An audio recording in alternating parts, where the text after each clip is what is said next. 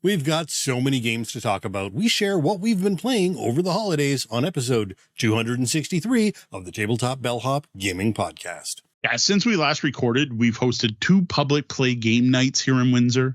We've also got in quite a bit of holiday gaming. So tonight, we're going to share our thoughts on a number of games, many of which are new to us. We follow it up with 2 reviews, a super popular trick taker with Skull King, and I've got a pack of Mystery Goblin dice from Mystery Dice Goblin that I'm going to open live. And we'll share our thoughts on these random dice packs. Before that, some introductions.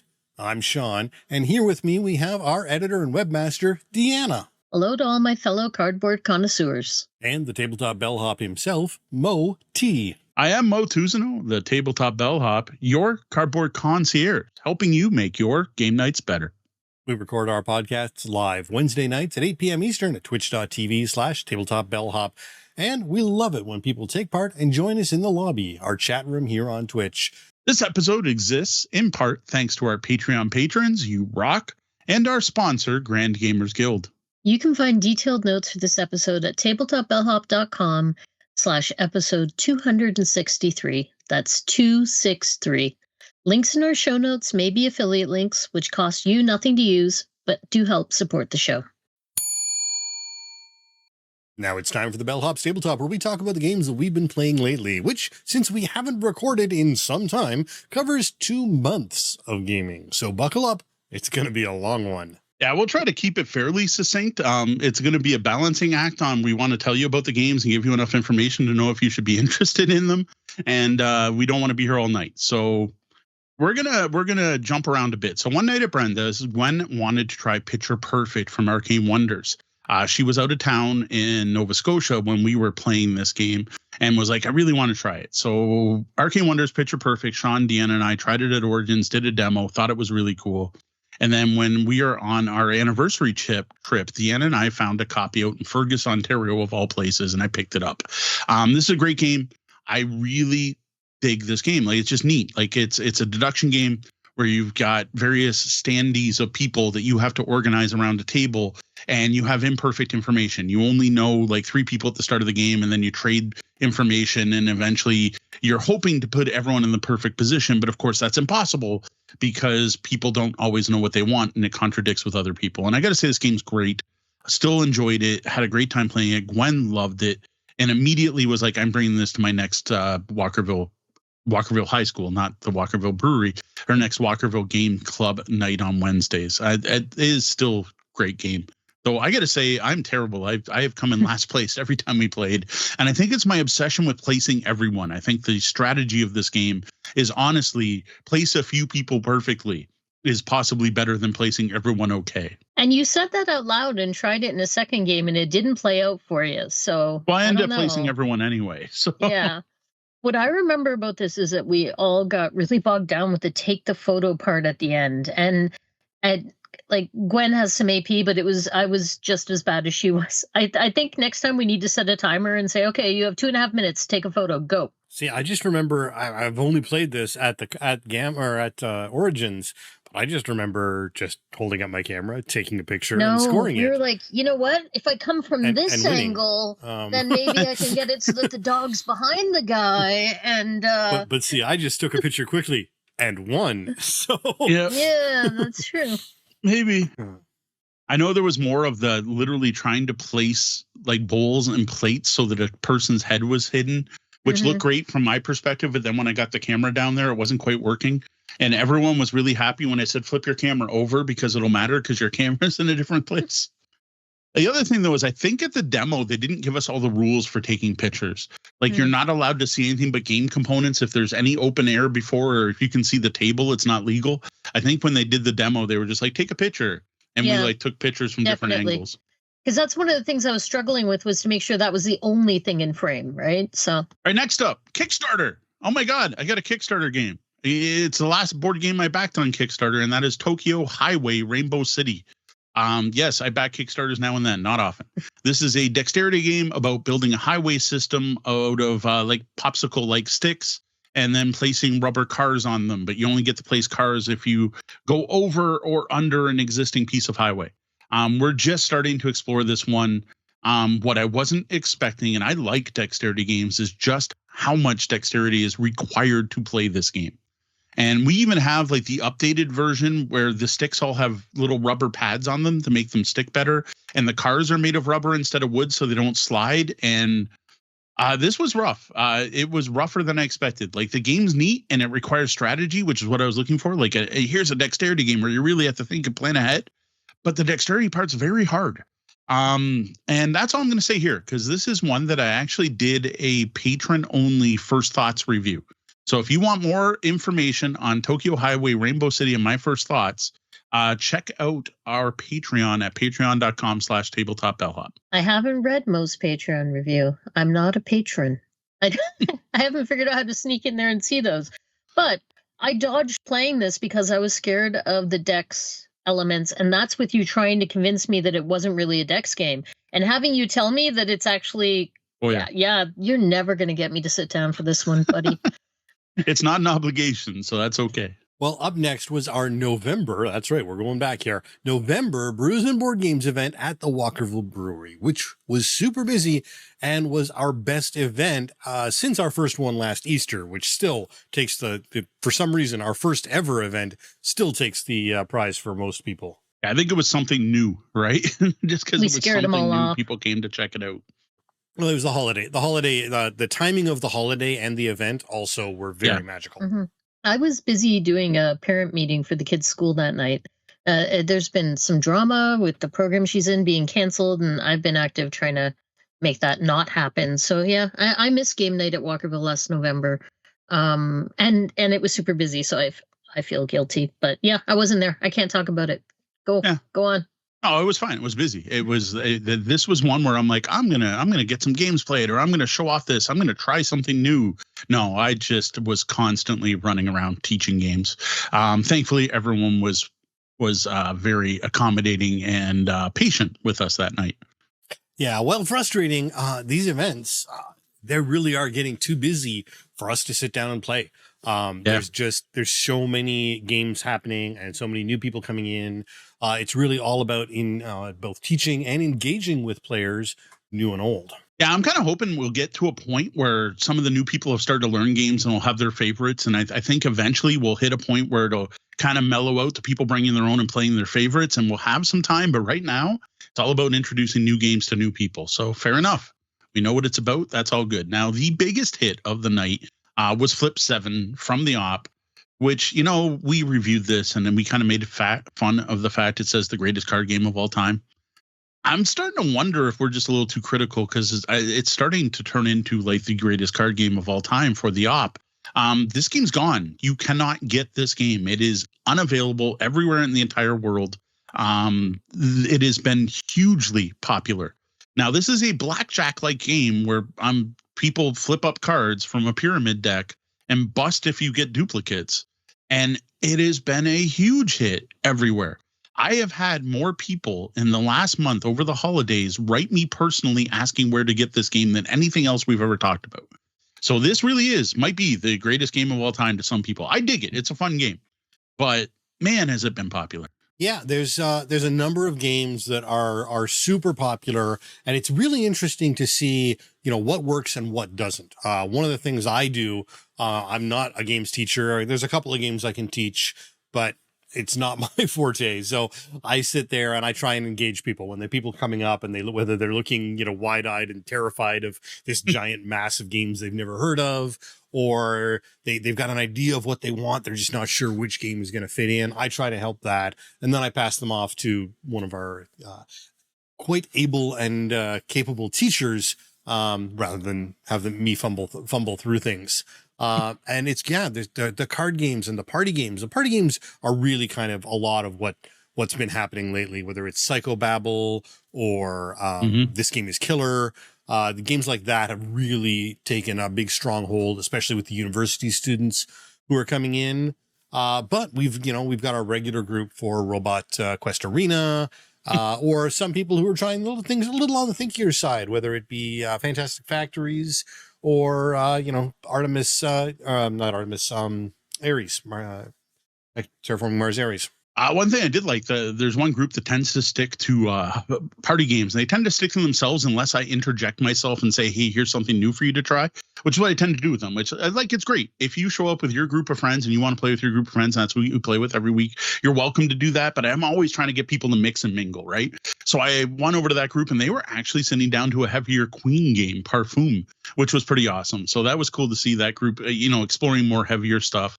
Man, there was a group of guys who loved Cadaver from Kedrick Winks. That game went over way too well. I think they just played it all night for the rest of the night, and some people joined and left. I did play Riff Raff because I personally find that game easier to teach if I'm taking part, because I can show people what to do.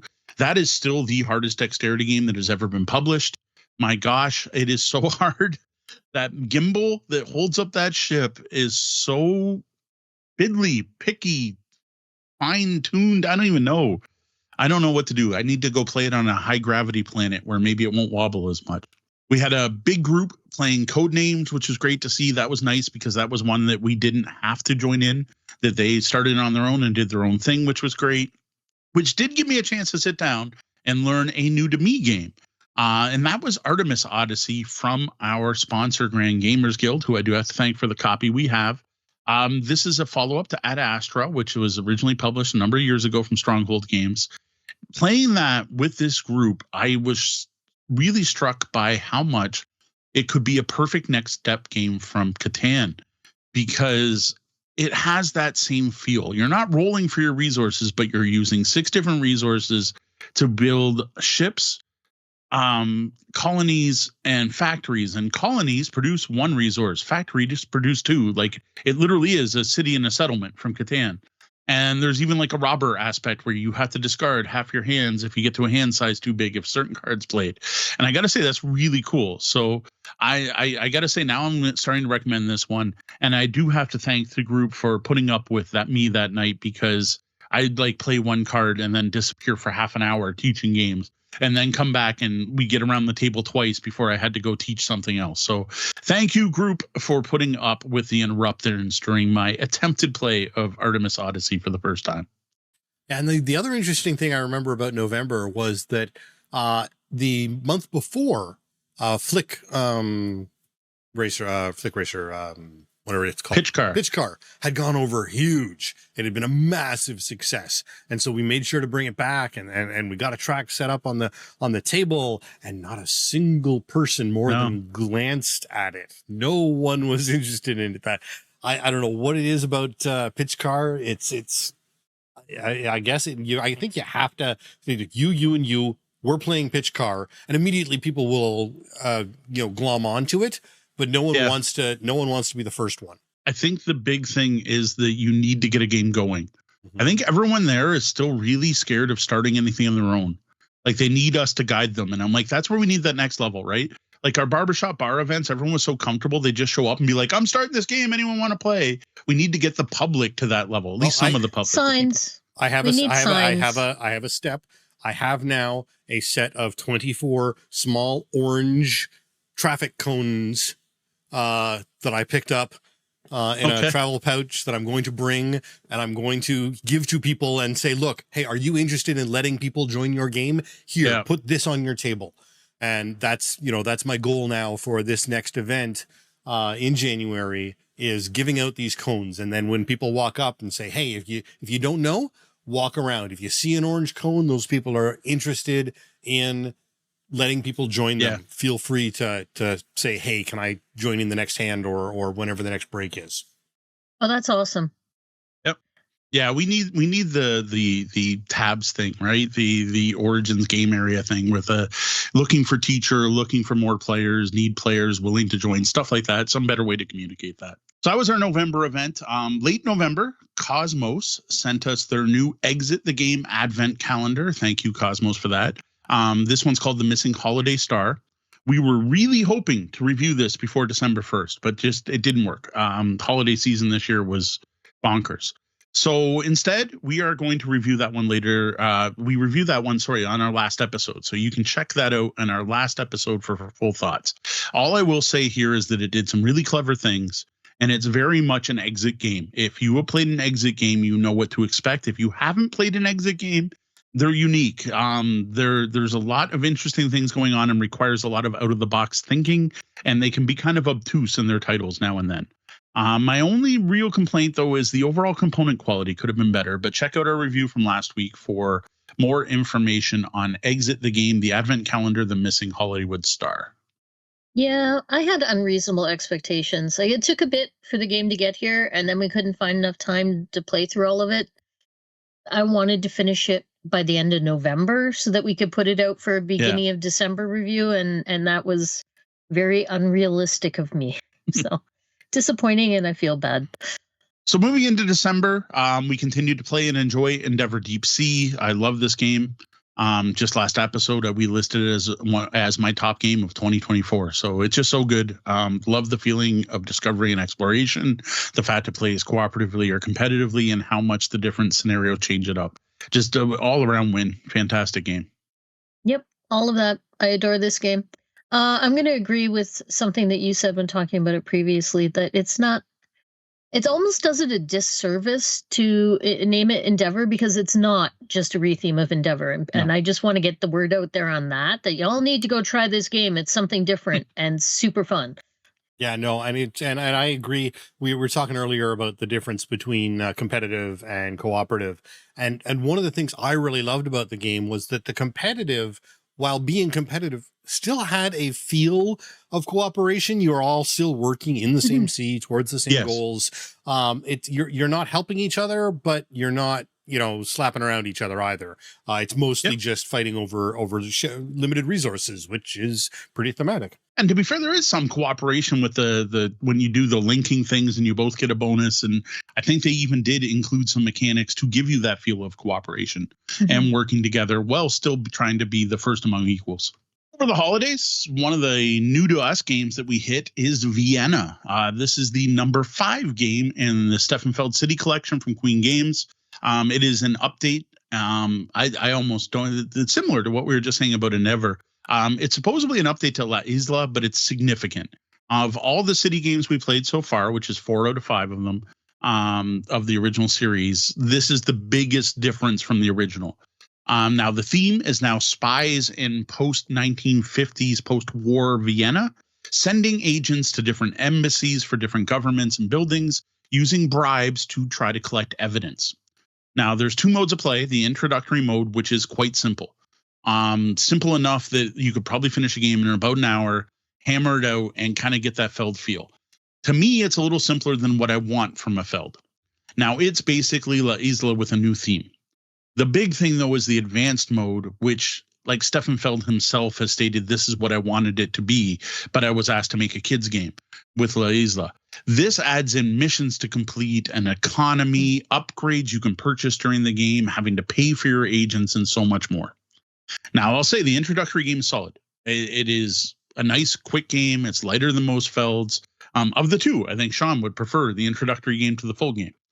I think it'd be great for new players, new people to Felds. I think it's going to be great for our public play events. But the advanced rules are where this game shines. A ton of interesting decision points. The problem, though, we're still just exploring this game. This isn't a full review, is that in the one game we played of the advanced game, it went long, very long. This game has a time count of 60 minutes, and we played for 4 hours. 90 minutes with the advanced rules. But still, we played for 4 hours, and it was supposed to be a 90-minute game. And we weren't at the full player count. We were playing with 3, not 4. And that was honestly a little painful. Yeah, I loved it so much. And I mean, specifically the advanced mode. I wanted to play it again immediately, but that 4-hour playtime, I know there was some AP problems, but still, I could not believe that the game went on that long. And I'm like, I really loved it, but I'm torn now. Like, I really want to play it again, but I'm not sure I want to buckle in for another 4 hours. Yeah. Now, to be fair, an interesting thing that came up when I deep dived this, and I started to look up, because it was so long that we wonder if we did something wrong, right? We passed the rule book back and forth. I did see online that the end game condition changed just before publishing.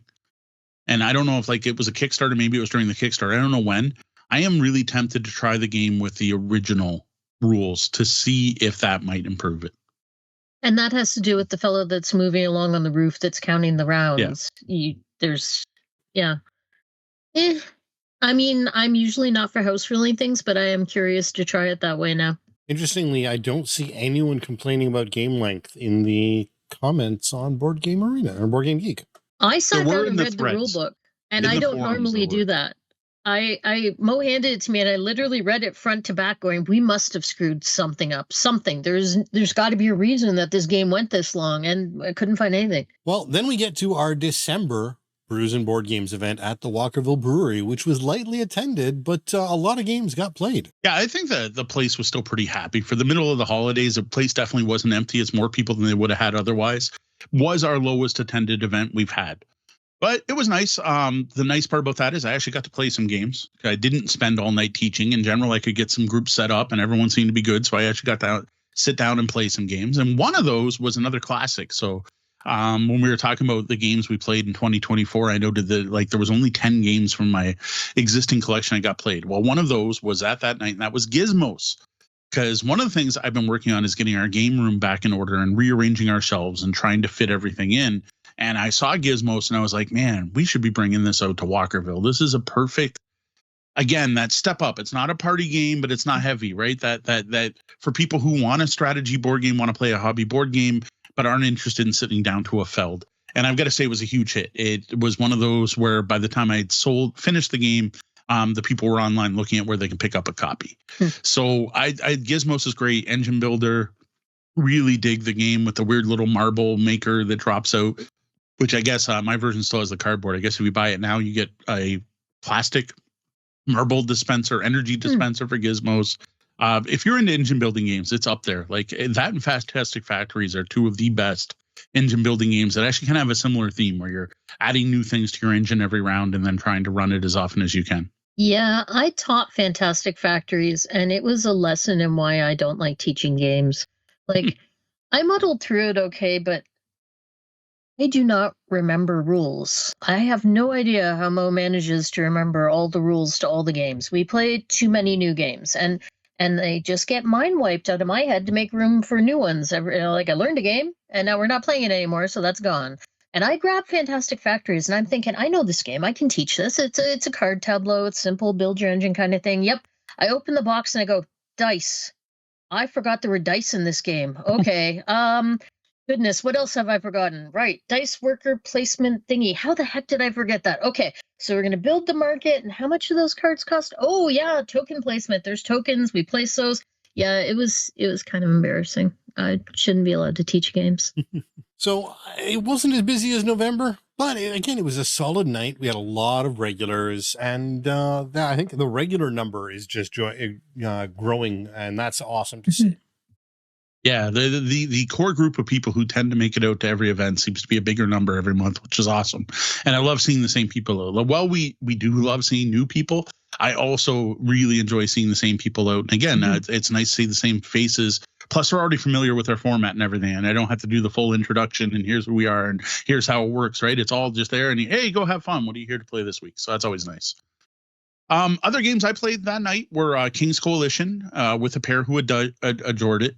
They absolutely loved the game. It was a group of 2 gamers who were waiting for someone else to show up. Again, started with the basic rules. This time I did not play twice in a row. As I often talk about with this game, it's like every time I teach it to someone, we had to play twice, once with the basic rules, once with the advanced. These people really picked up the basic rules. So I played a game of basic rules, and then I left them to discover the advanced rules on their own. They had friends join them later and ended up playing multiple rounds. So that was great to see. I played a bit of Confusing Lands with my mom, and I also taught it to another couple, and that seemed to go over really well. It's just such a solid 2-player experience. My mom also was trying out the solo variant, which I had not played, but I read through it to help her figure out the rules for that, and I gotta say it looked pretty good. Played a round of the Crooked Crown with a full table, then left them to play multiple rounds. Still dig this game. The only thing that messed me up is I'm so used to we show the deadlies to like everyone. So like the deadlies is kind of the go-to game that Sean will give to someone who doesn't know what they want.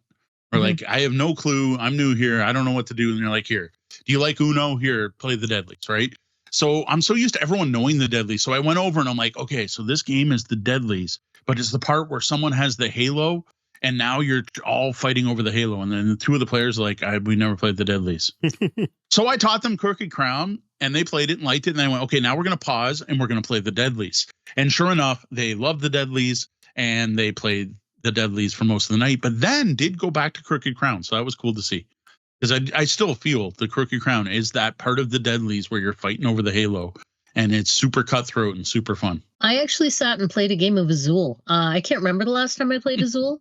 A year ago, 2 years ago, maybe. I taught it to two people who had played it. One of them had played it once, but a long time ago, and didn't really remember it. And my mom and I played it, and it was with two strangers. So it's a good game.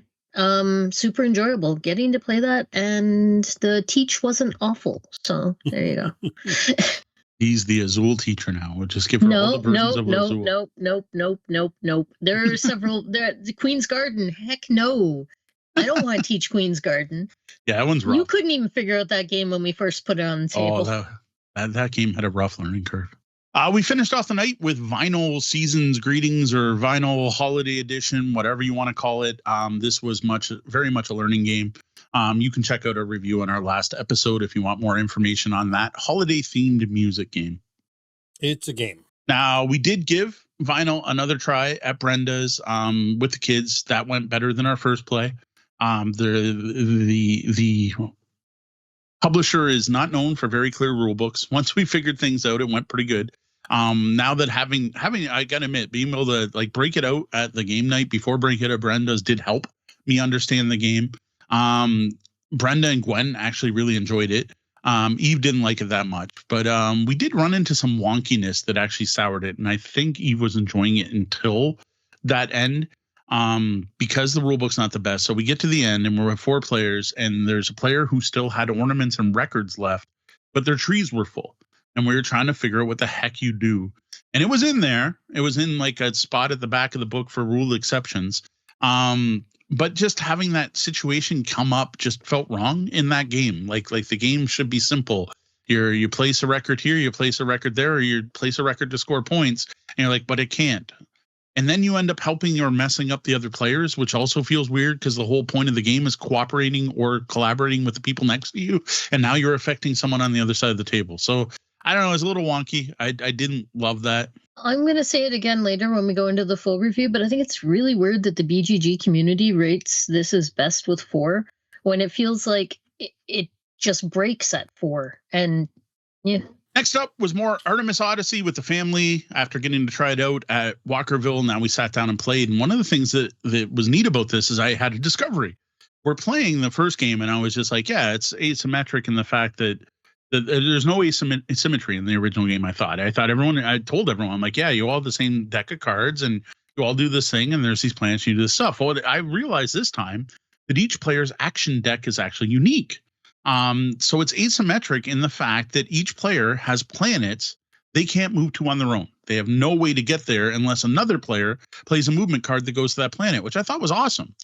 Plus, everyone's resources, what they generate, are different. Now, everyone can produce every resource, but the pairing, so every resource card has 2 resource on it, and you pick which one's going to activate. Well, the pairings are different, each player. So like one player might have food and water together, while the other player might have food and X. And I'm just going to say X because that's what they're called. I thought that was very neat.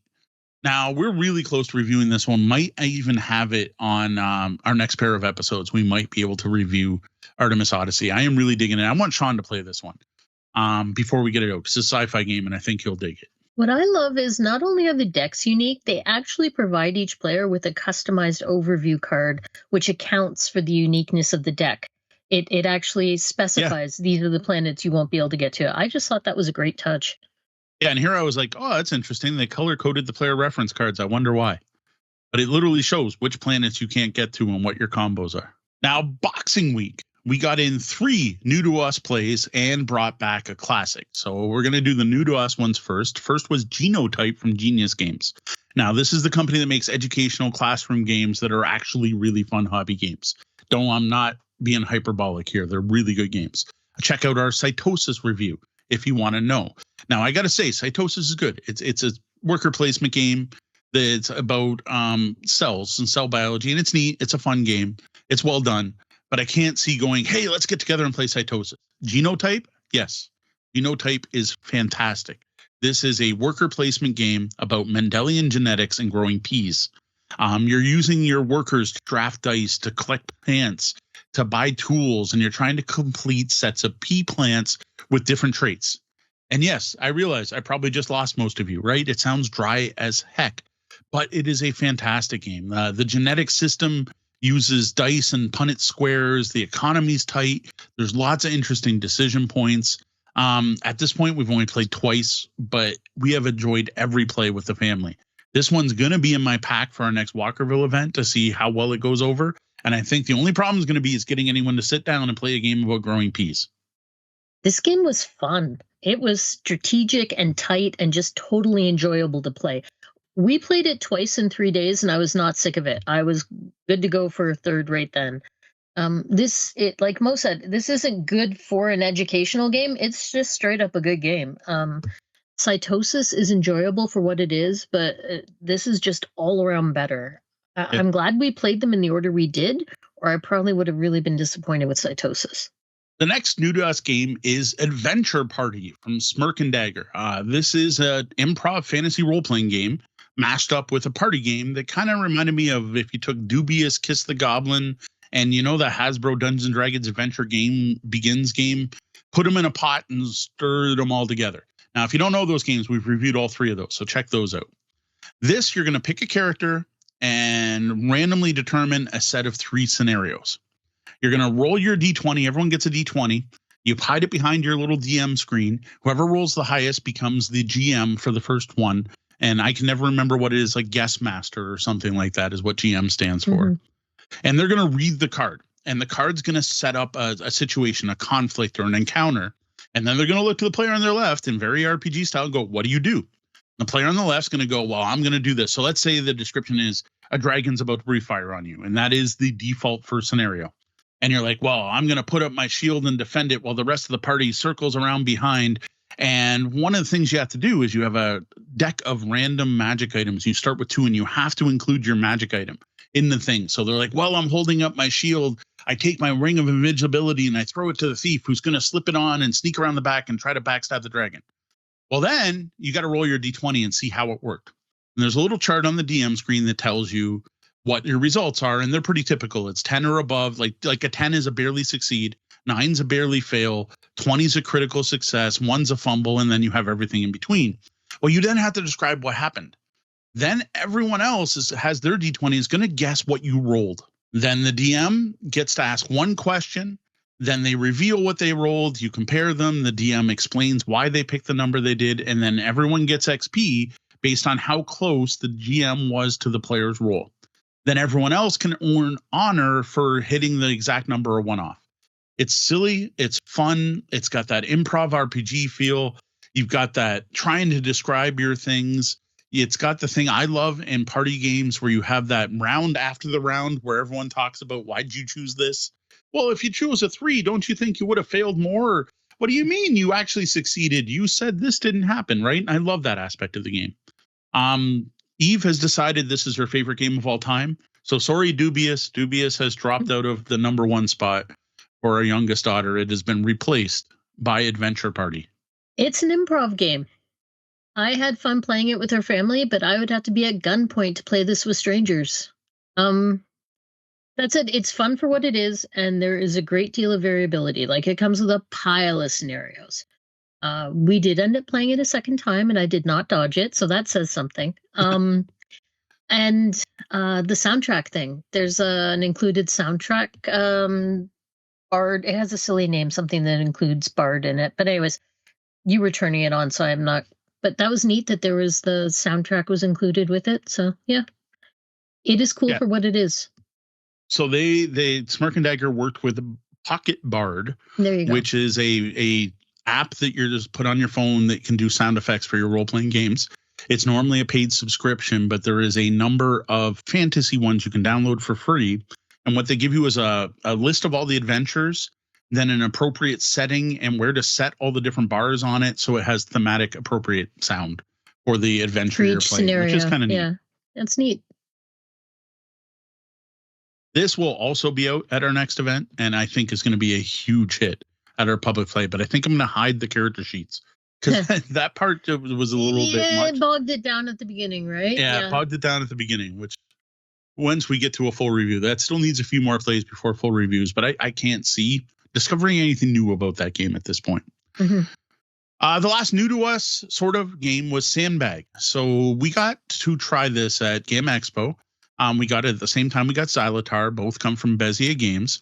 But we've been sitting on this one probably way too long. And the reason is that during the Gamma Expo after party, like the con's done, but they had this like big gaming event at the end. We played a demo of Sandbag with a table full of people, and it was not a good experience. Actually rather negative. And because of that, we've been kind of putting off even cutting the shrink on our copy. And while part of what I was trying to do in the period between New Year's and Christmas was get some of the stuff off our pile of shame. And I'm like, that's it. We're playing Sandbag. I'm grabbing this. Adventure Party was and I we're like, we got to cut the shrink on some of the stuff. We're playing this stuff. Well, thankfully, this is a great example of don't judge a game by its demo. This is a really solid trick taker. So the theme here is hot air balloons, and you are trying to raise as high as possible. The cards are sandbags, and the whole thing is you don't want sandbags on your hot air balloon. So this is a trick-taking game where you do not want to take any tricks. In addition to multiple suits and pretty standard rules, there are rockets, and the rockets are actually minus points, and you want to collect rockets because they'll make you go high. It uses golf scoring. There's a really neat system where you're putting 2 cards into your basket. Other people can take those cards for them to play tricks. It's really neat game with changing trump that is based on what cards are in that basket. So you look at everyone's basket and whatever color there's the most of, that's trump. But then as people play things out of the baskets, trump will change as the round goes on. Very neat, very fascinating game. From what I understand, this is one of those Asian trick takers that was brought over and translated by Bezier Games. And after a couple plays, I'm hooked. Like this is up there. Like it's up there with Xylotar, though very, very different game. Okay, I'm feeling slow. Explain what you mean by golf scoring. Where the lowest score wins. Oh, all right. That's sports ball. If you play golf, it's the person sports. Whoever scores the lowest in golf wins. Yes, okay. I was like, how is that goal? I'm like, so do you have to like mark the little things in the corner? No, okay. Yeah, so this to me is a good example of how sometimes your experience of when you play the game can really color your feelings about the game. Because it was the end of the day after a very long day at Gamma Expo, and we were playing this at, I don't know, 11 o'clock at night, maybe even midnight. And the game didn't even make sense to me. And I thought, well, I'm pretty smart and I usually understand games, and this game must be stupid because it's not me. That's how I felt about it at the time. I was like, this game is not parsing and I'm not enjoying it. And I have no interest in playing it. And oh gosh, we already took a review copy we already accepted it the day before. And I was like, now we have to review this and I don't even want to ever play this game again. And then we sat down and we broke it out and played it. And it's actually really good. So I think now every con is going to have its elector counts. Yes, basically, right? That's what it is. This is this is your elector counts game. It is. And even the day when Mo brought this out, I was like, I might be really busy, like helping my mom in the kitchen. Maybe I don't have time to play this. Like I did not want to sit down and play it, but we both did the same thing with elector counts. We had that horrible experience at the end of a day. We just didn't go well. And then we brought it out and went, oh, do we have to play this again? Oh, wait, this is a good game. Yes. There's a lot of cool things going on with it. I like how you can manipulate what Trump is. Mm-hmm. Like Mo didn't get into the details of it too much, but Trump is determined by what cards are out on the table that other people have in front of them in their basket on their balloon. And you can swap a card and take cards from someone's basket. And when you take those cards from the baskets around you, it will change the Trump. It will not change it mid-trick, right, which is good. But it will change it going forward for the next trick going forward. And be able to do that, be able to manipulate Trump, I found was like, oh, that was when the next level clicks in as you're playing the game more. And we were playing one time, and I was watching what you were doing, Mo, and it looked like you were actually trying to keep the trump and set trump to a certain thing just so you could win all the rockets. And I was like, oh, that's interesting. I don't think it panned out though. You got No. And I was like, I want to try that later and see if I can make it work. But it's such a cool idea, right? So Yeah, I don't want to. Again, we've got lots of games to talk about tonight. I could talk about Sandbag all night. Like honestly, there's some really neat things going on. There's some. It's got the interesting Grandpa stuff. Beck's skulking thing where you've got the escape cards basically, where you can just throw a trick. Those are your sandbags. You earn more of them based on how many points you've earned. So there's a catch up mechanic. Bezier did the very smart thing that Sean will appreciate this too, that they did with Xylotar, where it's not everyone has to deal. You just play 3 rounds and then it's done. So it doesn't last too long. Yeah, it's just really good. Yeah, no, it doesn't overstay its welcome. I like the 3-round thing as it seems to be going for a standard, at least with the Bezier games. I really dig that. Now, I mentioned we've played 3 new games in a classic. Well, that classic is Lost Ruins of Arnak. Now, this was for 2 reasons that we ended up breaking this out. One, it was Boxing Day, so day after Christmas, and I just wanted to play something we knew we'd enjoy, something we knew how to play, and something we could, get to play quick. Second, though, is that my ulterior motive is, as I said, in that little week, I wanted to try to get some stuff off the pile of shame, get some played games. Something I got for Christmas last year we hadn't played is the Expedition Leaders expansion. That I got last year for Christmas. So over the break, we played 2 games. So one was just the base game to refresh us on the rules, which is fantastic. It's as good as every other time I played this game. We kind of all rediscovered this game during the Summoning, which was a board game convention last year, where we were giving away a copy of it. So we had to relearn it and reteach it. I love Arnak, okay? But what I want to talk about now is Expedition Leaders. And I think every other podcast or every review's already talked about this. So I can say, yes, it's a must-have expansion. Like you get 2 new temples, which is nice. A bunch of new cards, like a significant number of everything. New artifacts, new items, new sites, new guardians, new everything. But the big thing is 6 new expedition leaders that make the game asymmetric. And you know how much I love asymmetry. But the cool thing is, like, they didn't even do it where it's like the yellow player now has this power.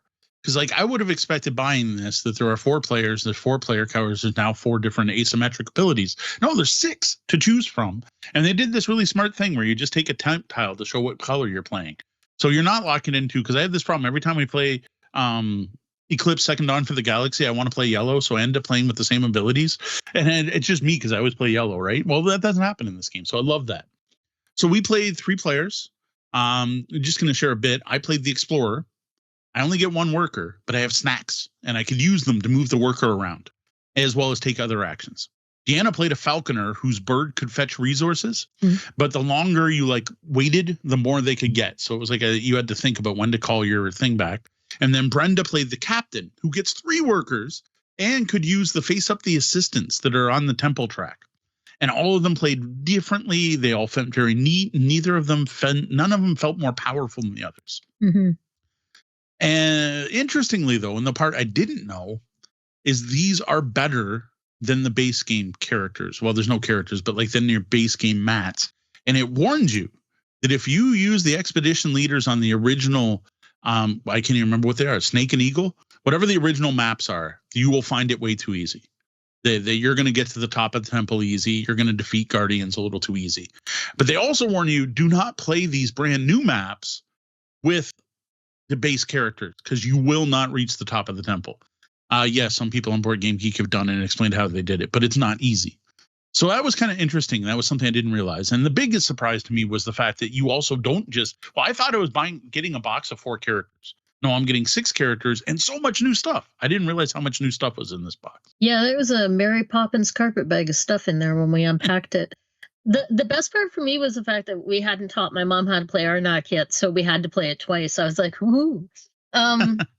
The new temple was super interesting.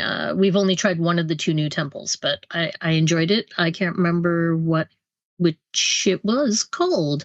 I liked how it I think it was the monkey, but I'm not sure. Yeah, and it had you must take with the book path, and you must take with the magnifying glass path.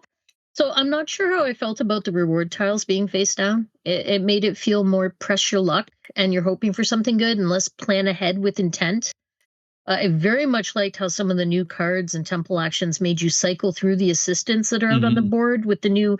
There was a new icon that was use an assistant and then place it on the bottom of the stack. So that was cool. And I liked how the expansion included reference cards with all the new icons and very clearly explained all the new player abilities. That was handy. Yeah, it was just good. It was super fun. It's weird that because given that you guys played Arnak a lot before I came down here. And I have played it with you since I've been down here, and we cracked it open again for the summoning. It's really bizarre that Brenda hadn't had a chance to play Arnak yet. It's because we I think we played it during COVID lockdown when we weren't going to my mom's house. I think Mo and I played it here. Yeah, that's possible. Played a lot with Tori and Kat, so that would fit because they were in our bubble, right? Right. But yeah, Sean, you got to try Arnak with Expedition Leaders. It's even better. Plus, just the new cards. There's just lots of new stuff, right? There's even a thing where you can change the staff at the top, which there's no actual reason to give you a physical piece, but they give you one. And it just means you see more items because at the end of the round, it destroys 2 things. It was just a box of fun. Like, I really dug that expansion. I'm like, late to the game. But all right, one more game night left. Gaming in the new year at Brenda's. Multiple plays of Skull King from Grandpa Beck. We want to try out all the various rule variants we hadn't tried. Again, my goal for that period between Christmas and New Year's was to get through some stuff we were close to reviewing or that sat on the shelf for too long. Got to try all the new stuff, and we are reviewing this one later. So for now, I will say I like the Rascal scoring. I think it's neat, but it's better with the Grape Shot rules. The Whale and Kraken are fantastic. I want to use them in every game. The coins, they're okay. Whatever. We'll use them if people want to use them. The new Pirate Powers are cool, but I don't like the one where you look through the whole deck because the deck's too big in that game. Too many cards are out of the game every time, and it can really slow the game down. Like, I almost want to use the pirates, but not allow that pirate. Like, come up with a different. I don't know what we do different. We also tried the variant round structures, and they were all fun. And I got to say, the go-to to me, and I think this is what I want to use the next time I teach this in public, is 5 rounds of 5 cards each. That made for a super quick, tight game with enough cards in play you could play strategically and tactically. Yeah, good call. Now, that would work well for public play. I was thinking about this, and if I have to pick a trick taker, like take all the trick takers we have in our collection and pile them up, and I'm probably taking this one. Yeah. I think I'd rather play Xylotar because I really dig Xylotar. But I don't want to explain Xylotar to anyone. And it's only fun if everyone at the table understands what's going on. So Skull King, it's smooth. It's a path of least resistance. Everyone immediately gets this game. It just plays smoothly and does not break down. So that's why it's going to be top choice for Trick Taker. Now, this was followed by 2 plays of another new to us game, Stock Exchange, spelled STALK, from the Op. Now, despite some component frustration, the bag to hold the flower tokens is much too small. The game was quick to set up and learn. This is one of the simplest stock market games I've ever played. It's designed to be like the super quick, almost party game level stock market game. Super quick. All of our games came in under half an hour, and that includes the first play with 4 players or 5 players. I think we even played with 5 the first time. Everyone gets a set of flower tokens out of, I think there's 5 different ones that represents their stocks. And then every turn you can swap a stock with the public market, or you can take markets from the public market and plant them into this like garden. When planting, if any flowers are surrounded, they're removed from the garden, and then the value of those goes up because they've been sold. When you're planting, they're bulbs and they flower if they have an open spot. At the end of the game, the market crashes. The highest ranked flower or flowers are halved. That's pretty much it. You multiply your stocks by the flowers at final values. Highest portfolio wins. Like, it's that simple and straightforward. It's super quick to pick up. The only thing that's at all a little wonky that might take players to get used to are the rules for surrounding flowers and the way that it takes around for the bulbs to, in the order that you have to you harvest first, then the bulbs flower. Neat game. It's okay. There's nothing wrong with the game, but I'm in no hurry to play it again.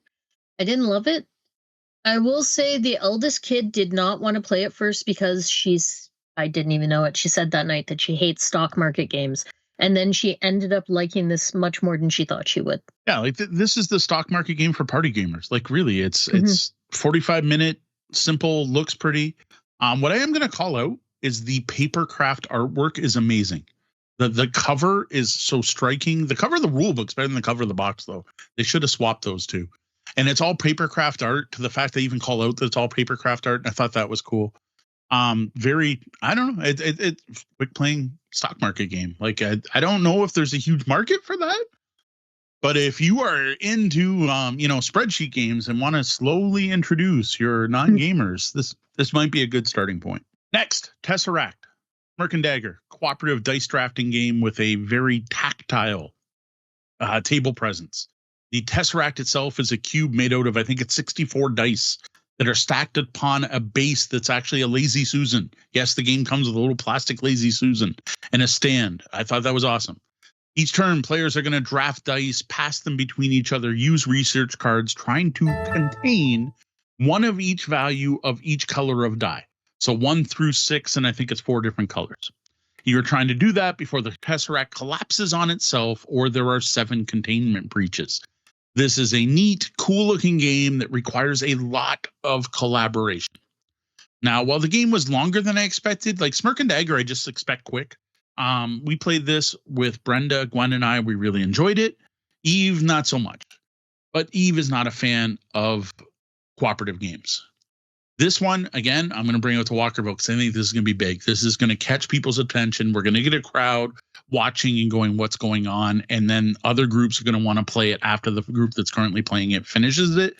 And I have a feeling because of the party game aspect of it, the push your luck, the fact you're rolling dice, you're going to have those big moments where people are going to yell out loud, and that's going to draw a crowd. It's got so much table presence. The cube Tesseract thing with the Lazy Susan, there's no way it's not going to draw people over to look at it. Yeah. Eve is like me. She hates co-op games, but I thought it was funny that at the end she said, oh, no, that was awful. I disliked it so much because as she was playing it, she was so animated and so involved. Like she was really invested in this game. And then she's like, nope, didn't care for it at all. So I was sitting there watching you guys play, and there was one point near the end where you were complaining that it was too easy and saying that you should have picked a harder difficulty level. And then like 2 minutes later, you're like, well, we're all dead. We're clearly dead. We are going to fail. And then you actually pulled it off. But that swing back and forth, it just cracked me up. And like we've discussed before, that is a sign of a good co-op game, right? Like you have to feel like you're in peril. You need to just squeak by or fail and then go, oh, we were so darn close. Next, Gwen really wanted to try Skyrockets. That's another game that we started playing while she was out of town for a month there. And despite some initial frustration at the start of the game due to not quite understanding the rules and how things worked, we did manage to complete 3 missions with 3 players and did enjoy it. But this game is just so not for everyone. Like, this is stress in a box. This is anxiety inducing. Like, I thought Fuse was bad. Fuse has nothing on Skyrockets. Like, I don't know what type of personality you need to have to love this game. This was causing Gwen enough stress that I kept asking her, like, we don't have to play this. We can stop. You're clearly not enjoying yourself. And I don't know, like she just insisted. And then once we got going and started winning, she was really enjoying it. So I don't know. It's weird that she enjoyed it so much. And then it ends up, she brought it to her board game club and it was the biggest hit of the night. And the group playing it absolutely adored it. And she's so glad she brought it. So I don't know. My problem with this game, though, is something that adds to the stress and the anxiety is the physical nature of the game and be able to reach and do everything. Mm-hmm. So it's a game where you have sand timers that you're trying to keep going. So you need to be able to reach in and manipulate them. And that's just hard to do at any table, right? Like unless you're sitting at one of those small round, stand up and hold your drink at it tables that you send to see at bars and weddings, it's just not a good spot to play this game because you need to be able to play cards in front of you, flip timers, and then draw new cards from a central supply. And without knocking things over or getting in the way of the next player who wants to play their card to flip the things before they run out. And then what we learned is once you get to mission 4, you're then drawing cards from other people's hands. So you're adding in the whole, here, take one of my cards. So you need that space to be able to reach everyone else's hands. And I haven't found a great space physically to play this game. Yeah, I maintain that this game is a nervous breakdown in a box. Gwen was so upset. I think she just didn't understand what she was getting into, and it really upset her in that first round or two. But then once she truly understood the nature of the game, you guys ended up having fun with it. So if you know what you're going into, and I know I don't want to go into it. I think it's interesting and notable that the demo of this game was being held on a 2-foot tall round, like a 2-foot wide tall round table in the booth. They knew what they were doing. We're there. We wrapped up 2024, or to be honest, started 2025 with the last gameplay of New Year's Eve, and that was more Adventure Party. This time, one of the things Smart and Dagger hooked us up with the promo pack, which came with a little Mimic dice jail, which the kids got a big kick out of. And I got to say, I was a little bummed because it's this cute little Mimic that perfectly holds a D20, but doesn't have any actual in-game rules or purpose. Like it's a cute dice jail. And if you don't know what a dice jail is, there's not even anything that explains what it is. Mm-hmm. And I was just like, I don't know. I don't know what I wanted it to do, and I haven't even come up with a cool mechanic for it. When I taught it to the players, I just said, if you roll a 1, you swap your die from one of the ones in the box and put it in jail. But like, that's not even in the rule book. I threw that in so we'd at least use the thing. Now, I will appreciate the 3 new scenarios, because the 3 new scenarios that come in the promo pack are all very unique. They're not just combat encounters. And I don't want to spoil it for my family who hasn't looked through them, or anyone else that might play the game, because that is one of the things I really do like about the game. Isn't a dragon's about to breathe fire on you, an orc's about to kill you. Like, every scenario is unique and they're not all combat. Like I don't know how much, it's not a legacy game, but I'll spoil one of them. Is you're hired to be entertainers. What do you do on stage is one of the scenarios, and here's your adventure party having to go on stage. Well, these ones are even more unique than that. They tend to use more than one card. That's what I was going to ask, because the second time we played it, when we played it on New Year's Eve, we were entertainers. We had to escort a character, so it wasn't just straight up combat. And I was like, oh, were we actually playing the new Mimic scenarios at that point? As the variety that came in the original box, I think, is actually pretty cool, that it's not just combat, more combat. The Entertainers is definitely the main game. I think the Kobold Escort is actually, or Goblin Escort was one of the ones that was a promo. I forget because I mixed them in, but I do know, because the neat one with the Goblin one was you read this whole card, but then you draw another card. So what it is you're now playing one of the random encounters, but you're also worrying about this dang Goblin. Yep. Well, that will teach us to go 2 months without a podcast recording to talk about what we've been playing. And now a message from our sponsor. First off, Mark wants to wish everyone a happy new year from Grand Gamers Guild. We're happy to continue supporting the show in 2025 and are looking forward to bringing all of us lots of new games in the new year. Now, speaking of new games from Grand Gamers Guild, a new to us game for them, not new to them, is the Artemis Odyssey, which is new to us. This is an update to a game I loved called Ad Astra. This is rethemed to be part of the Artemis universe, so in the same series as the Artemis Project. This is an engine-building sci-fi space exploration game where you'll be collecting, competing for, and trading resources to build ships, colonies, factories, and terraformers, as well as discovering alien artifacts.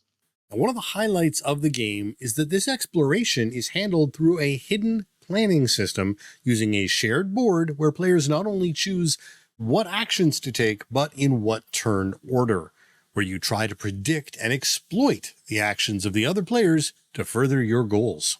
It's unique and super fun. Mark was cool enough to hook us up with the deluxe edition of the Artemis Odyssey, which features upgraded plastic components and awesome game trays inserts, which really helps make the game look great and get it to the table more often. The deluxe edition is only available direct from Grand Gamers Guild and has a list price of $49.99. And don't forget, as a gift to you, our fans, you can always use Bellhop, Bellhop, to save 10% off on that price. Now, one warning, Mark did warn me when I mentioned what we were going to talk about this episode, that he only has limited stock left after the holidays. So act now if you want to be playing the Artemis Odyssey along with us. Yo ho ho, it's time for a Tabletop Bellhop review of Skull King, one of the most popular trick-taking games on the market. Does it live up to the hype? You bet your doubloons it does. Skull King is one of many card games from Grandpa Beck's games. Actually, our review copy was personally handed to me by Grandpa Beck himself, which is kind of cool. Well, originally released in 2013, the game was updated with a new look, advanced rules, new cards, two-player rules, and more in 2021, with a new printing of that version coming out in 2023, which is the version we have and are talking about tonight. Skull King is a pirate-themed bidding-style trick-taking game for 2 to 8 players that is played out over 10 rounds. Each round, your hand size and the number of tricks played increases, starting at 1 and working its way up to 10. There are 4 main suits, one of which is always trump, plus a bunch of special cards. The special cards use a fun rock, paper, scissors style mechanic where pirates capture mermaids and the Skull King captures pirates, but mermaids capture the Skull King. Each round, players get points based on how accurately they bid. The main component in Skull King are the cards. The updated Skull King deck features 70 cards of 5 escape cards, 4 suits numbered 1 to 14, 5 pirate cards, 1 tigress card, 2 mermaids, and 1 Skull King. You also get 2 player aid cards per player, 2 bid reminder cards per player, 4 expansion cards, 2 loot, 1 kraken, and 1 white whale, and the rulebook, which is fantastically clear and well written with lots of examples. The card quality here is of good playing cards, and the card art is fantastic. Everything is very clear to see from across the table, and something we greatly appreciate, the cards feature icons on opposite corners, making them easy to read when splayed in your hand, whether upside down or right side up. One cool piece of trivia that we learned is that the artwork for each of the characters in the game is inspired by actual Beck family members. There's also a bonus item in the box, Rosie Delancey's Blackberry Pie recipe, which is a recipe from Grandpa Beck's daughter, Lonnie. For those who own the original printing of the game, you should know that this newer version includes a lot of new stuff, and you may want to upgrade to the new version. Each suit now goes up to 14, and those cards are worth bonus points. There are now mermaids that can capture the Skull King. There's a new optional scoring system and new rules for coin, kraken, and white whale cards, suggestions for different card counts for the rounds, and more. Now I'm going to pause here and potentially save you some time. If you like trick-taking games or already own the original Skull King and dig it, go pick up this new printing. Just do it. It's that good. Now, if somehow you're not sold yet, let's go to an overview of play, starting with the standard game with no optional rules, expansions, or cards. We're going to assume you already know the basics of a trick-taking game. As at its base, Skull King follows all of the standard rules. You have to follow suit if you can, the highest card takes a trick, when trump is played, the highest trump takes a trick, etc. This applies to all 4 of the standard suits in Skull King, including green parrots, yellow treasure chests, purple treasure maps, and the black Jolly Rogers. And those Jolly Rogers are always trump. Where things get interesting is with the special cards. One very important rule that players often forget is that you can always play a special card, even if you have a card in the suit that was led. Escape cards are simple. An escape card can't win a trick. They lose to every other card. Great for when you don't want to take the trick. Now, pirate cards are pretty much the opposite. They beat every single suit card, even the trump suit. If more than one pirate is played in a trick, the first one played wins. And in addition to beating every suit, they also capture mermaids. Now, the Tigress is a special card that I want to mention now because she can be played as either a pirate that I just described or an escape card that Sean just described. You can use it however is most appropriate for that hand. Then you have the Skull King. He's the captain and thus beats out all the pirates. Generally, this is the most powerful card in the game, but you do have to watch out as he's easily lured away by mermaids. AKA, the only card that can beat the Skull King is a mermaid. So the general hierarchy is Skull King defeats everything but can be beat by mermaids. Pirates beat everything else, including mermaids. Mermaids beat all the suit cards. Jolly Rogers beat all other suit cards as they are trump. The highest card in a suit beats the lower ones, and the escape loses to all cards. Then there's the Tigress card, which can be played either as an escape or a pirate. And yeah, it's a bit much when you're first learning the game, but trust me, you're going to pick it up quickly.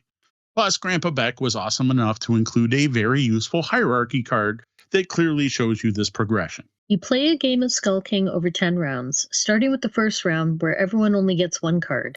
And then each round, players are dealt one additional card, all the way up to a full hand of 10 for that last round. Now, here's the one thing that differs itself from some trick-taking games. At the start of each round, there is a blind bidding phase. Here, players hold up a fist and say, yo ho ho, and on the last ho, they hold out the number of fingers to indicate how many tricks they plan to take that round. Then everyone uses the bidding cards to show their bid. Player to the left of the dealer leads each round. You play a number of hands equal to the round number, with everyone playing their entire hand each round. Winner of each trick collects all the cards in that trick. At the end of the round, you calculate everyone's score. Players who hit their bid get 20 points per trick taken. Players who miss their bid lose 10 points per trick that they were off. If anyone bid 0 and took 0 tricks, they get 10 points per hand size for that round. But if they messed up and took any tricks, they lose 10 points per hand size. So for example, in the 8th round, when you deal out 8 cards, if you bid 0 and you take no tricks, you're going to get 80 points. But if you do end up taking any tricks, instead you're going to lose 80 points. In addition to this, there are a number of ways to earn bonus points based on the cards you collected during the round. These can only be scored if you hit your bid. The 14 cards in each standard suit are worth 10 points each, with the trump suit being worth 20. Each mermaid captured by a pirate is worth 20 points. Each pirate captured by the Skull King is worth 30. And capturing the Skull King with a mermaid gets you a nice 40 bonus points. At the end of 10 rounds, the player with the most cumulative points wins. The game comes with a very well-designed score sheet for tracking everything, which includes how many cards were in each round, each player's bid, how many tricks they actually took, their round score, bonus points, etc. It's all on there. Well, that's it for the base game of Skull King. The rulebook also includes some additional ways to play. The Rascals scoring is for players who want a less swingy game. Here, each round is worth a set number of points equal to 10 times the round's hand size. You add any bonus points to this, and if you hit your bid, you get those points. If you miss by 1, you get half. If you miss by 2 or more, you get nothing. Now, when playing with Rascal scoring, you can also add the grape shot option. When bidding, you use 2 hands. One is used to bid as normal, but the other represents either a closed fist cannonball or an open-handed grape shot. Grape shot uses the standard Rascal scoring Sean just described, but confident players will want to throw a cannonball, which scores them 15 points per card in their hand instead of 10. The risk is, if you miss it all, even by 1, you get nothing. You can play Skull King with 2 players by adding in Greybeard's Ghost, which is a ghost hand. Greybeard always plays second, unless they have the lead, but they aren't very smart, and they don't have to follow suit. They also can't win the game, and they only exist to mess with the other players. Next, we come to the advanced rules, which are probably best left in the box unless you've played Skull King with the normal rules and maybe tried some of these variants a number of times. You can add the Kraken and White Whale to the deck. When the Kraken is played, you finish the current trick, but then it's wiped. No one takes any of the cards. The White Whale scares away all special cards and turns all suit cards white. Then the highest numbered card wins the trick. If both are played in the same trick, it's the one that is played second that takes effect. 2 loot cards can be added to the deck. When played into a trick, the player who played them enters a partnership with whoever wins the trick. If both those players hit their bid, they both get an extra 20 points. In the advanced rules, each of the pirates has a special ability that goes off when you win a trick with them. Those abilities include things like looking through the undealt cards, changing your bid, getting to draw and swap cards into your hand, and more. Finally, there are rules for playing with variable card counts. There are 6 of these, and of them we really like the Swift and Salty Skirmish, where you play 5 rounds of 5 cards.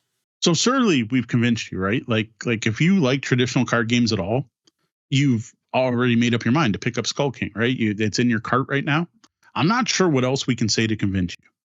Because Deanna and I adore this game. Up until last year, every time we talked about a trick-taking game on the podcast or on social media, someone, usually multiple people, would pop up and be like, well, how's it compared to Skull King? Well, surely it can't be better than Skull King, and so on. Well, now I understand why. This game is that good. This is honestly one of the best card games I've ever played. And it is my favorite trick-taking game out of all the ones I've tried, and we've tried a lot. While I adore the base game, all the optional rules really finalized, bumping this game to my number one place. Because they're dials you can change and you can tweak to make the game perfect for your group. If you find the game too random or don't like games where you can score negative points, switch to the Rascal scoring. If you love chaos, be sure to always use the Kraken and the Whale because they can really mess with things. Find the game too long, play the 5-hand variant. Or don't like the early game where you just don't have enough cards to really know how to bid appropriately, skip to the Brawl variant. We'll let you start with a 6-card hand and play up to 10. Yeah, I think this might be the most fun trick-taking game in our collection. It scales well to different player counts. It's easy to teach. And after one hand, people just get it. Even folks like Mo's mom, who doesn't like to play those kinds of games. I also like how the rules allow you to adapt the playtime. Like Mo was saying, if you don't feel like playing 10 hands, you can play 5 hands at 5 cards each, or 5 hands that count up from 6 to 10. Now, I keep saying this game's like talking like this game's for everyone. Like, just go buy it. Just great. Go get it. It's amazing. Well, I know for a fact it's not great for everyone because I know it's not Sean's favorite card game by far. So, Sean, what was it that you didn't like about Skull King? Well, and that's simple. It's bidding. I think the card game, the trick-taking portion of this game is fantastic. It's great. I can't bid to save my life. I will end up with massively negative scores or zeros if you're using the non-negative scoring options every single time in this game because I can't bid. For whatever reason, I just am horrible at bidding in trick-taking games. I love trick-taking games. Just don't ask me to bid. Totally fair. Now, I got to say, while it may not be for everyone, this one has been a big hit with our family. As Deanna mentioned, my traditional card game loving mother loves it. It's one of the few hobby games we can get her to play happily. It's been a pretty big hit at our public play events where people seem to really dig the fact that it plays up to 8 players. Because you don't get a lot of trick takers that play more than 4. And this one plays 8. That is fantastic. It has been really well accepted. Yeah, no, I think the game has some fantastic mechanics. And if you can get past my little problem with bidding, you are going to love this game because it really does have everything you could want with all those dials to tweak it just to make it the perfect game for your group. Yeah, I honestly think that if you enjoy traditional card games at all, or any modern trick takers for that matter, you have to at least give Skull King a shot. If you are fans of traditional bidding style games like, say, Spades, I recommend just picking this up. You're going to love it. If you played Wizard and you liked it, you're going to adore this as it's very similar, but with special characters and some other fun additions. Yeah, and if you don't like bidding games, maybe you can learn to. I don't know. Maybe if I played Skull King enough, I might finally learn the skill of bidding on trick-taking games. Who knows? Now, the only thing I do want to call out again, which Sean mentioned at the top of this review, is that if you own the original Skull King, any version published before 2021, and you enjoy it at all, it's time to upgrade to the new printing. You're enjoying the game. Grandpa Beck deserves your money anyway. The new additions to the base game are awesome, and the advanced rules are great for keeping the game fresh, as well as giving you those dials that will let you adjust the gameplay to better match your group. Yo ho ho! With that, our review of Skull King is done. Did you make it to the end of our review, or did you already know about this great trick-taking game? While pirates run on rum, we run on coffee. One way you can help us out is by buying us a coffee at tabletopbellhop.com/coffee. There's one thing I think every tabletop gamer the world over loves more than almost anything else, and that's dice. Today, we're going to be looking at some dice from a dice supplier in the United Kingdom, Mystery Dice Goblin, an online shop that started off as an indie Etsy shop created by 2 Dungeons & Dragons fans, Lee and Lucy. The shop has since expanded into a full online store and distributor of dice and other gaming accessories. On their shop, you will find dice of all types, including standard polyhedrals, sharp edge dice, awesome LGBTQIA+ dice, and accessories, with 50% of the sales of those going to the Mermaids Partnership. There's dice holders, dice trays, dice towers, geeky gaming pins, and much more. You can find all of this at mysterydicegoblin.com. And as a special thank you to our fans, you can save 15% if you use our exclusive code BELLHOP, BELLHOP, at checkout. What we were sent to checkout by them is a set of 3 mystery dice packs, what they are best known for. Each pack contains a set of 7 dice, the standard RPG set with 4, 6, 8, 12, and 20-sided dice with a pair of D10 percentile dice. They currently have over 150 different color and number patterns, so our odds of getting duplicates are pretty low. So we gave 1 set of each of these to our kids. Gwen opened hers first and was super excited by a new set of purple glittery dice that featured gold numbers. And what surprised me is these numbers weren't just your standard dice font. They were actually like a fantasy style font that looked pretty cool and were still easy to read. Now, what was awesome about this is purple is her favorite color. So I don't know what happened there with that synchronicity, but she really did love these dice and is super happy with them and was so excited to show them off to her friends. And then our youngest kid opened her set and was actually even more excited than her sister. She got a set of what she called galaxy dice that were purple and blue swirls with bright silver sparkles. They have standard gold numbers, and again, they are very easy to read. She adores these dice and then insisted on keeping them in the Mystery Dice Goblin bag that they came in. The bag's actually somewhat reusable in that you can ziplock it shut, so I guess it's not the worst way to store your dice. I offered her dice bags that we had here in the house, and she's like, no, it's got to stay in here. As for the third set, we've got something special for you. We're going to open them right now, live, just after we get the scene set up so we can focus on Mo's camera. I guess we could have cut that since we're not going to switch it right away. So what I'm going to do is I'm going to open these up here. Now, I know not everyone is going to be watching live or on a YouTube video on demand, so I'll try to describe these as best I can. And Sean, feel free to toss in some color commentary as you wish. So I'm going to start by opening it. So what they have here at the top, and I'm holding the pack up here so everyone can see it. It says Mystery Dice on the front. It's got this cute little goblin, kind of looks like a Pathfinder goblin. The extra large head. It says a full set of matching polyhedral dice, and there's a D20 with a question mark. And there's an easy tear, which everyone could see. I got up to the part where you'd hang it on your store shelf, and it came off easy. Thankfully, there's one on the other side where I can get the rest. So now it's torn open. We have the pack. And what Deanna just mentioned that I thought was pretty cool is it does ziplock shut at the top. So here you have my set of Mystery Dice Goblin. I've torn open the top. We're going to look inside, and I'm going to dump these out so we can see them. Oh, I need to. Ooh, like blue and white icy dice. Got like ice dice. It's pretty awesome. So they are blue and white with white numbers, and the blue and white is kind of swirled. Nice solid polyhedrals. Ice or even aquatic could be as well, with water and foam.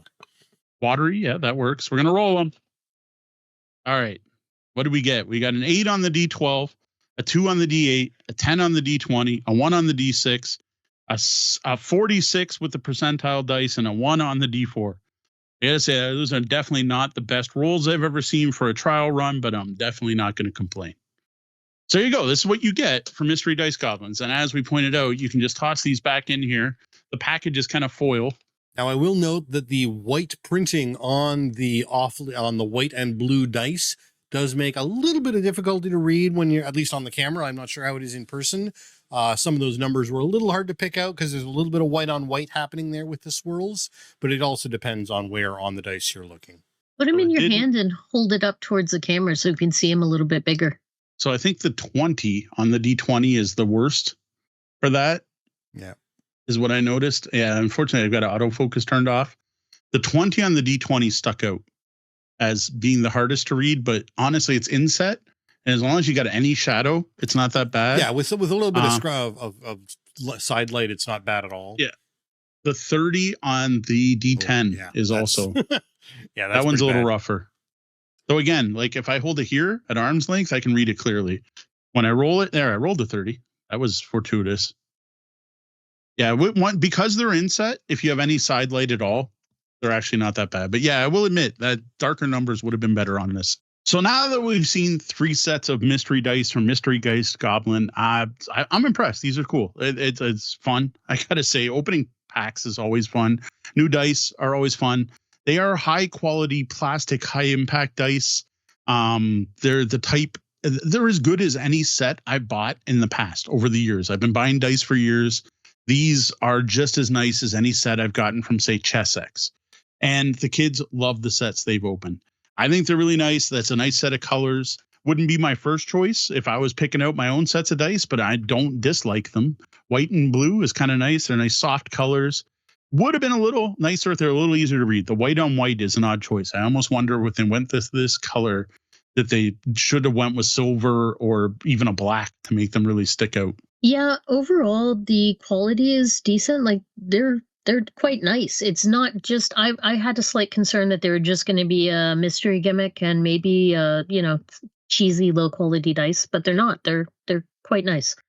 Yeah, I think the interesting thing here is if you're a dice collector, if you're one of the people the dice hoarders of us, and you know who you are out there in the RPG community, these are a fantastic thing. If you're a little bit more of a connoisseur and you really need those dice that fit your character perfectly or, are just right for this game, these may not be the dice for you. Again, they're great quality, but if you are looking for a specific feel or vibe to your dice, you're not going to get that because it's a mystery pack. Yeah. And the other thing that, as far as I know, none of them are just like blue or yellow. They're all sparkly or swirled colors or multicolored. You're not just getting very boring dice as far as I can tell. Now, you can get these packs individually for $13 Canadian or $9 US, which honestly isn't bad. That's not terrible. Now, it's better if you use our code Bellhop, right? 15% off. That makes them even more reasonable. The other option, though, that I really like from them and I'd be very tempted to do is they have a monthly subscription that works out to $12 Canadian. So $1 off in Canadian, $8.37 US a pack. But the thing is, you get bonus stuff on your 3rd, 6th, 9th, and 12th shipment. And the shipping to Canada seems to be $11 flat rate, which for one pack makes your dice a little too expensive. But if you get the subscription, I don't know, because I noticed that you get at least 2 free packs in addition to that, including a pack of random D20s and some cool gaming pins. So I don't know, that seems to be the best value to me, but it's going to be up to you if you think they're worth that money. Yeah, I had an idea. You know how we used to like to have a new set of dice every time you were making a character? Well, getting a mystery pack and opening it could help me decide what my character is going to be. To be fair, I've already made that decision. So I already know my next D&D character is going to have a color scheme of blue and white. I'll probably go with some kind of frost theme to go with that because, yes, I am one of those people. Every time I make a new D&D character, I do get a new set of dice. And yes, I color coordinate it with the miniature I will paint so the dice and the minis match. So I now have my color scheme for my new character, probably with some kind of winter, possibly aquatic theme. To me, that seemed wintry with the white. So the next time you're thinking of picking up some dice for yourself or your game group, consider shopping at Mystery Dice Goblin and be sure to use the code Bellhop to save 15% off at checkout. That was the double bell. That means our shift's coming to an end and we're going to have to lock the lobby doors. Before we start locking things down, let's take a moment to thank a selection of our Tabletop Bellhop Patreon patrons. Derek Kisson. Thank you, Derek. Thank you, members of the Misdirected Mark Gaming Podcast.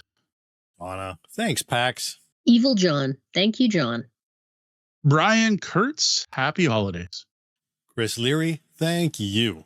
Now, your first stop to finding us should be at tabletopbellhop.com, but you can find us all over the web as Tabletop Bellhop, one word, and on your podcatcher of choice as the Tabletop Bellhop Gaming Podcast. Well, tonight was a bit of a holiday special episode. We are here to answer your Gaming and Game Night questions. If you have a question for us, head to the website, click on Ask the Bellhop, or send an email to questions@tabletopbellhop.com. Or you can always hit us up on social media and send me a direct message, or heck, ask in public. Thank you so much for joining us today. If you like what you heard, we would love if you would post a review on iTunes or Spotify. And while you're there, subscribe to get notified of upcoming episodes. That's all we have for tonight. For the Tabletop Bellhop Gaming Podcast, I'm Sean. I'm Deanna. And I'm Mo. Thank you. And game on.